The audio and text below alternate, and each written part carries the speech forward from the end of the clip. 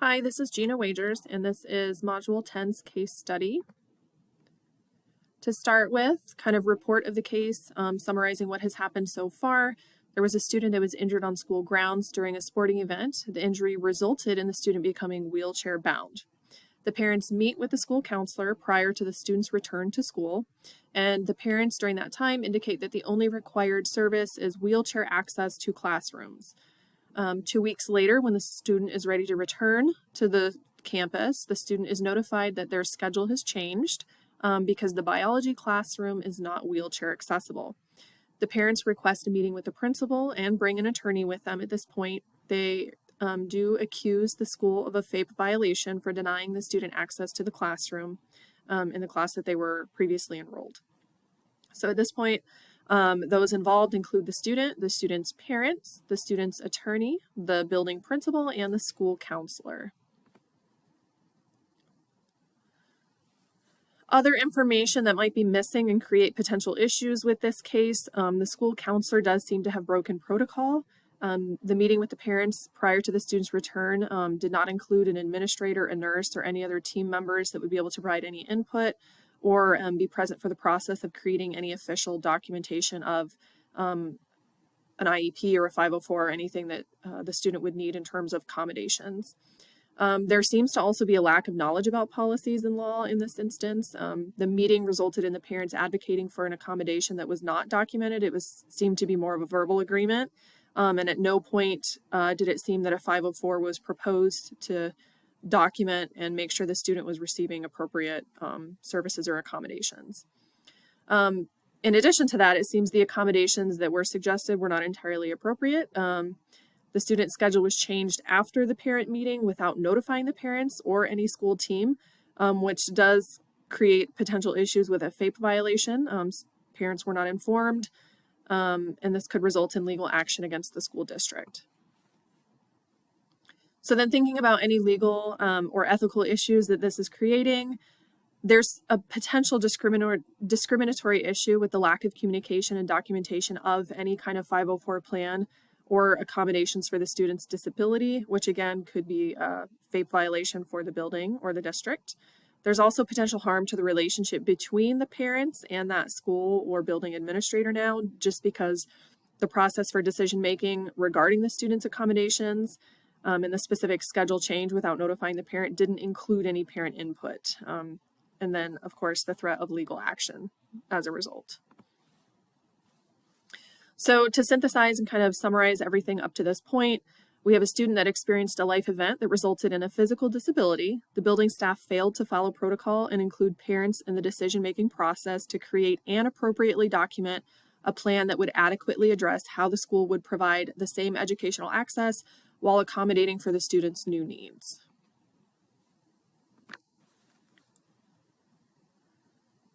So an important step here is looking at any missing information and how it might be of value in moving forward to make a decision in this case. First, people, thinking about the building administrator to the building staff. Is there adequate knowledge of IDEA and FAPE? Are there protocol in place for communication between team members, especially in the instance that an IEP or a 504 is created?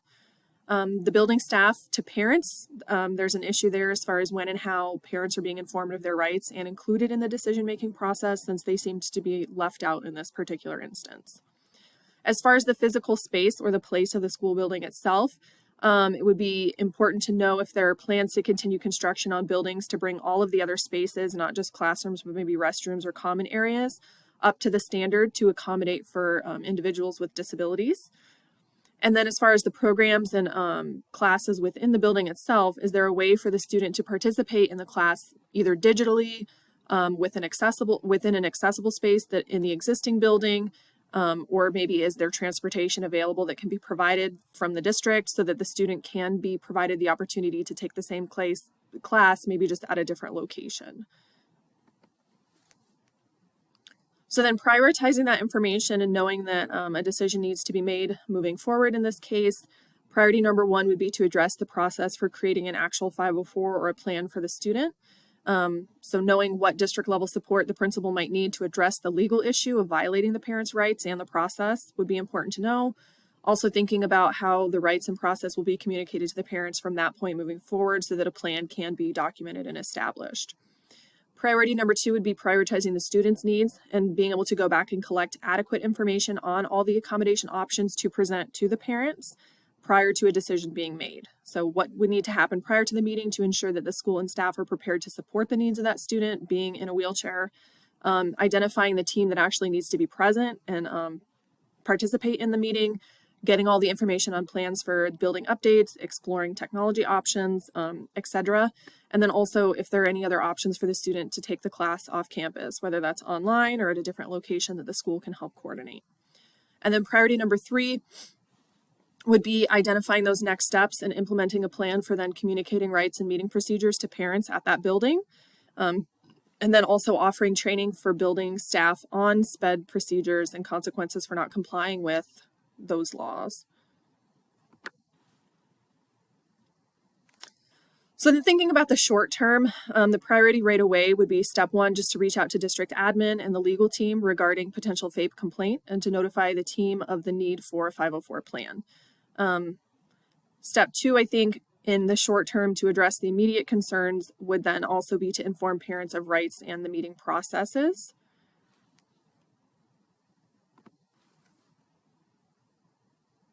More long-term, building off of those initial steps would be to reflect on the staff's training, again, communicate and educate the building staff on all of those SPED processes and laws and make sure that communication is taking place, that teams are established so that everybody in the building is on board with supporting the needs of the students. Step 4 would be communicating with the district level admin on future plans for any building construction to ensure accessibility of all of the high school's building parts or existing buildings to support the success and well-being of students beyond this particular instance as well. So then evaluating the plan, weighing the decisions that need to be made here. The benefits of this plan would be that it offers an option for the student to stay enrolled in the current science class by exploring other accommodation options, whether that's an alternative setting to complete the coursework in the building, which would be more cost effective and it wouldn't require any immediate funds for construction. It would also probably satisfy the parents' request since they do want the student to stay in that class, which could eliminate the legal action against the district if that's able to be offered. And then ultimately, this allows the principal to advocate for equitable access to educational resources, technologies, and opportunities that would support that student's educational success and well-being within the building. Other benefits of the plan, planning for the improvement of the building communication within the SPED processes ensures that staff are knowledgeable about the protocol and then can comply with laws moving forward. Another benefit would be coordinating with the district level admin on future construction projects at the high school to ensure that every part of the building is up to code and can accommodate all individuals with disabilities within that building.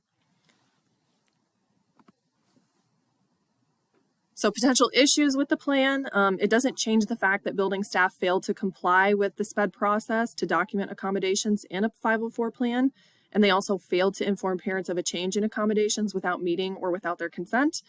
As a result, this could still lead to legal action from the parents. And then another potential issue with the plan would be that the district may end up having to spend money to provide the necessary accommodations, whether that's for technology that will allow that student to stay in that class online or digitally, or do some immediate construction to the physical space on campus, or maybe even pay for the student to complete the class elsewhere. So in the development of the plan, after thinking about all of these factors, the best decision under these current circumstances would be to move forward with the action plan.